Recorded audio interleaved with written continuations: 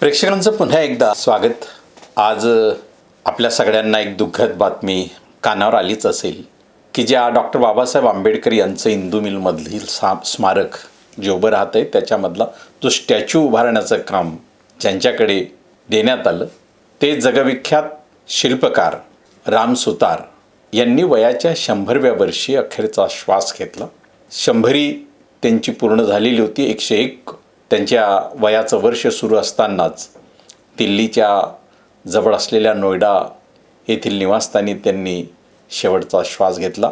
अर्थात डॉक्टर बाबासाहेब आंबेडकर येथील इंदू मिल स्मारकामधील पुतळा जो आहे तो उभारण्याचं काम त्यांचे पुत्र अनिल सुतार हे करतायत, त्यामुळे ते पुढे सुरू राहील. परंतु भारतातल्या बहुजन समाजात जन्म घेतलेल्या आणि आंतरराष्ट्रीय ख्याती मिळवलेल्या राम सुतार या शिल्पकाराला ज्या पद्धतीनं या देशानं गौरव दिला पाहिजे होता तो त्यांना पूर्णपणे त्या पद्धतीनं मिळाला नाही. जगातलं सर्वात उंच शिल्प जे स्टॅच्यू ऑफ युनिटी या नर्मदा किनारी विशेषतः केवडिया कॉलनीच्या परिसरामध्ये सरदार वल्लभभाई पटेल यांचा 182 मीटर उंचीचा म्हणजे जवळपास 600 फूट उंचीचा हा पुतळा त्यांनी उभारला. शिल्प उभारण्यामध्ये त्यांचं सर्वात महत्त्वाचं जे काम होतं ते म्हणजे शिल्पशास्त्र सर्वप्रथम अवगत करताना त्याच्यामधील जी ऑनॉटॉमी जी आहे की एखादी व्यक्ती, एखादी महनीय व्यक्ती, तिच्या चेहऱ्यावरचे भाव कसे असतील, तिच्या भावना कशा असतील, त्या चेहऱ्यावरून त्या शिल्पामधून प्रकट करणं, त्या जिवंत असल्याचा देखावा त्या चेहऱ्यामध्ये निर्माण करणं, त्या स्टॅच्यूमध्ये ते व्यक्तिमत्व जिवंत असल्याचा आभास निर्माण करणं ही त्यांची ख्याती होती आणि अतिशय भव्य शिल्प निर्माण करणं ही देखील त्यांची ख्याती होती. या राम सुतार यांचा जन्म धुळे जिल्ह्यातील म्हणजे धुळे शहराच्या पश्चिमेला असलेल्या म्हणजे धुळ्यापासून अवघ्या 15 किलोमीटर असलेले गोंदुरी या गावी त्यांचा जन्म झाला. याच धुळ्यापासून अवघ्या 20 किलोमीटर अंतरावर उत्तरेला असलेल्या कापडणे या गावी देखील म्हणजे 2 महनीय व्यक्ती या धुळे जिल्ह्यामध्ये 1925 साली लाभले. त्यामध्ये राम सुतार हे शिल्पकार आणि चळवळीच्या आणि तत्त्वज्ञानाच्या आणि विचारांच्या क्षेत्रामध्ये कॉम्रेड शरद पाटील या दोन्ही व्यक्तिमत्वांचा जन्म 1925चा होता.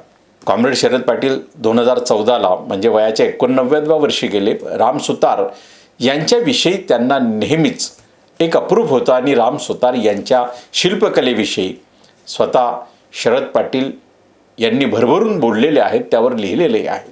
खरं तर एखाद्या बहुजन समाजाच्या माणसाची ही शिल्पकला जगविख्यात जेव्हा होते तेव्हा त्या शिल्पकलेचा अधिकाधिक व्यापक एक पुरेपूर फायदा देशानं कसा घ्यावा ते सूत्र राम सुतार यांच्या बाबतीत या देशाला पूर्णपणे साकारता आलेलं नाही.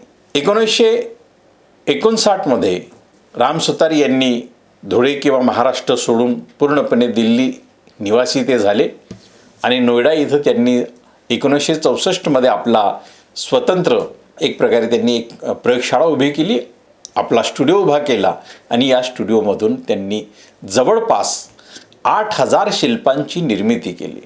या शिल्पांमध्ये त्यांनी प्रामुख्यानं डॉक्टर बाबासाहेब आंबेडकर, छत्रपती शिवाजी महाराज, महात्मा गांधी आणि सरदार वल्लभभाई पटेल यांचा स्टॅच्यू ऑफ युनिटी तर हा जगविख्यात त्यांनी उभारलाच आहे. पण या व्यतिरिक्त त्यांनी या 3 महामानवांचे पुतळे हे मोठ्या प्रमाणात उभारले आणि त्यांची एकूण जी शिल्पकलेची संख्या आहे ती जवळपास 8000 पर्यंत जाते आणि त्यातील 200 शिल्प हे त्यांनी भव्य स्वरूपात साकारलेले आहेत. त्यांना नुकताच महाराष्ट्र सरकारने दिल्ली येथे जाऊन त्यांना महाराष्ट्र भूषण हा महाराष्ट्राचा सर्वोच्च नागरी पुरस्कारही काही महिन्यांपूर्वीच बहाल केला होता. या 2025मध्येच 1999मध्ये त्यांना पद्मश्री पुरस्कार देण्यात आला होता. पद्मभूषण पुरस्कार त्यांना 2016मध्ये मिळाला. ही जी पुरस्कार आहेत त्यांची एकूण कलाकृती जर पाहिली तर हा खऱ्या अर्थानं त्यांना सर्वोच्च सन्मान आहे असं आपल्याला म्हणता येत नाही. त्यांच्या कार्याची जी दखल आहे, 7 दशकं त्यांनी या देशामध्ये राष्ट्रीय आंतरराष्ट्रीय शिल्प निर्माण करण्यात आपली जीवनचर्या व्यतीत केलेली आहे. आणि मगाशी आम्ही जे म्हटलं की धुळे जिल्ह्यामध्ये जी 2 व्यक्तिमत्व 1925मध्ये त्यांनी जन्म घेतला त्यांच्यामध्ये काही 2 ते 3 गोष्टी कशा समान होत्या की ते धुळे जिल्ह्यातून होते, एकाच वर्षी त्यांचा जन्म झाला. दोन्हीही म्हणजे राम सुतार, शिल्पकार राम सुतार आणि कॉम्रेड शरद पाटील हे दोघांनीही जे स्कूल ऑफ आर्टमधून शिल्पकाराचं शिक्षण घेतलेलं आहे, प्रशिक्षण घेतलेलं आहे. आणि त्यानंतर दोघांचं जे जीवन आहे ते वेगळ्या क्षेत्रांमध्ये वाहिलं त्यांनी. परंतु दोन्हीही अतिशय उंचीवर, एक वैचारिक उंचीवर, दुसरा कलेच्या उंचीवर ते गेले. अर्थात शरद पाटील हे मूळतः हा शिल्पकार असल्यामुळे त्यांनी आपल्या अभ्यासिकेत, दालनात जे काही शिल्प ठेवली होती ती त्यांनी स्वतः निर्माण केली होती. तर असो या धुळे जिल्ह्यातून आलेल्या या दोन व्यक्तिमत्वांनी एक योगदान राष्ट्रीय पातळीवर आपलं जे दिलं त्यातलं शिल्पकलेचं योगदान राम सुतार यांनी देशाला मोठ्या प्रमाणात दिलं. खास करून त्यांचं चंबलच्या खोऱ्यातील जे शिल्प आहे, म्हणजे चंबल एक आई आणि त्यानंतर त्यांची मुलगी आणि मुलगा असं एक कल्पना करून त्यांनी जे शिल्प उभारलं चंबल खोऱ्याचं, तर ते विशेषतः गाजलं.